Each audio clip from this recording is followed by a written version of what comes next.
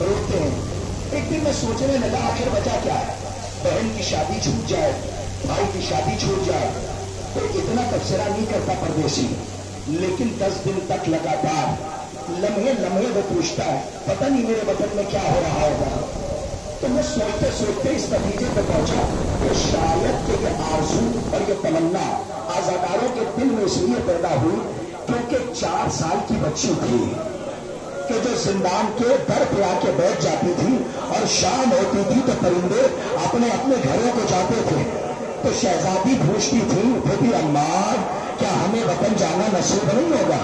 اور ایک جملہ شہزادی کہتی ہے, علماء فرماتے ہیں اے پھوپھی اماں کیا قیدی کبھی یہاں سے چھٹ کے مدینے نہیں جاتے, اپنے وطن نہیں جاتے. ارباب اعظم شاید کہ اس بیٹی کو وطن جانا نصیب نہ ہوا.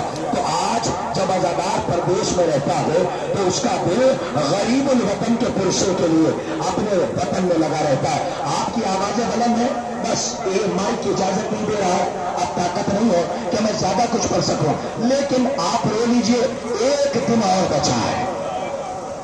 خدا کی قسم ایک دن اور بچا ہے.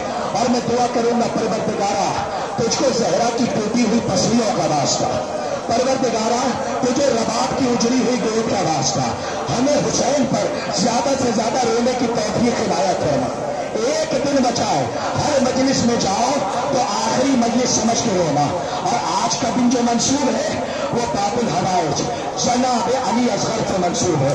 اور باب اعظم بس مجھے کوئی روایت نہیں بن رہی ہے, اگر آپ سمجھ گئے تو اپنے گھر تک روتے ہوئے جائیے گا.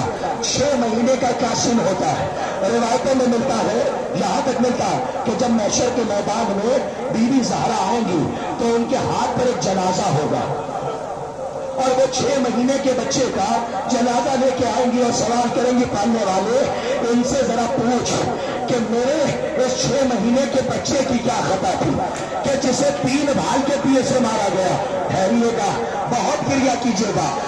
علماء فرماتے ہیں کہ ایسے ہی 9 محرم تھی اور نہیں مجلسیں ہو رہی تھی, ایام ازا تھا, اور آپ نے نام سنا ہوگا جناب محقق قمی, ان کے رہنے والے تھے محقق قمی.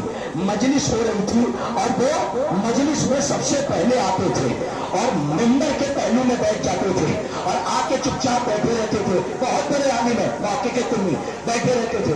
ایک خطیب آیا, جب پہلا دن آیا نا تو خطیب فرش اعلیٰ پہ آیا. اس نے جیسے ہی ممبر پہ جانا وہ چاہتا تھا, محقق قمی احترام میں کھڑے ہوئے اور کھڑے ہو کے کہا کہ اے خطیب میرے مولا کے فضائل تو اپنی مرضی سے پڑھنا, لیکن مصائب جناب علی اصغر کے پڑھنا نہیں. اگر سمجھ جاؤ گے نا تو یا حسین کہہ کے سینے پہ ہاتھ مارتے ہوئے گھر جاؤ گے, مجھے زیادہ کچھ پڑھنے کی ضرورت نہیں پڑے گی, اور اسی واقعے پہ مجھے سماعت ہو جائے گی. اور باب اعظم بس انہوں نے اس پر عمل کیا اور جناب علی اصغر کے مسائل پڑھے. ایک دن مجلس ہو گئی, دوسرا دن آیا, محقق قمی پھر ممبر کے پاس آ کر بیٹھ گئے. مسائل میں اگر رونا نہ آئے نا تو احترام میں سر جھکا لیا کرو, اس لیے کہ سیدہ یہی کہیں موجود ہوں گی, خدا آپ کو کوئی غم نہ دے سوائے غم مظلوم کربلا. بی بی یاد رکھیے گا. علماء فرماتے محقق قمی دوسرا دن آیا, پھر ممبر کے پاس آ گئے, خطیب کو بلایا, کہا اے خطیب آج بھی فضائل اپنی مرضی سے پڑھنا, لیکن مسائل جناب علی اصغر کے پڑھنا. اس نے پھر پڑھ دی. تیسرا دن آیا اور جب تیسرے دن محقق قمی کھڑے ہوئے کہا سن خطیب آج بھی فضائل تو چاہے جس کے پڑھنا, لیکن مسائل جناب علی اصغر کے پڑھنا. اب تیسرے دن جب انہوں نے کہا تو اس خطیب نے ہاتھوں کو جوڑ کے کہا آگا مجھے معاف کیجیے گا, ارے 3 دن ہو گیا آپ کہتے ہیں مسائل علی اصغر کے پڑھنا, مسائل ششائے مجاہد کے پڑھنا, ارے اور شہیدوں کے بھی مسائل پڑھنے. جو سمجھ گیا وہ یہاں حسین کہہ کے ہاتھ مارے گا اور اسی میں مجلس سلام ہے وہ گھبرا کے کھڑے ہو گئے اور ایک مرتبہ آنکھوں سے اشک جاری ہوئے اور ایک جملہ کہا اے خطیب تو نے انصاف نہ کیا.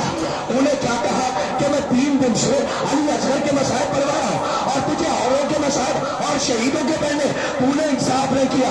تجھے پتا ہے کربلا میں جتنے بھی شہید ہوئے وہ خود کو بچا سکتے تھے.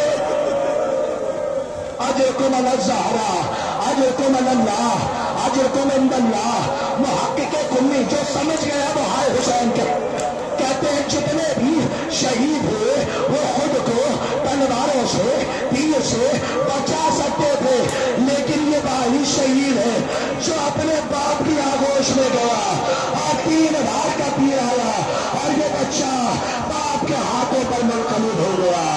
बाबा खेमे में लाशा लेकर आए। 4 साल की बहन ने कहा, बाबा आपने भैया को पानी पिला दिया, सकीना प्यासी रह गई। रबाब ने अबा का दामन हटाया तो क्या देखा, पानी नहीं मिला है, बच्चा बाप के हाथों पर पलट चुका।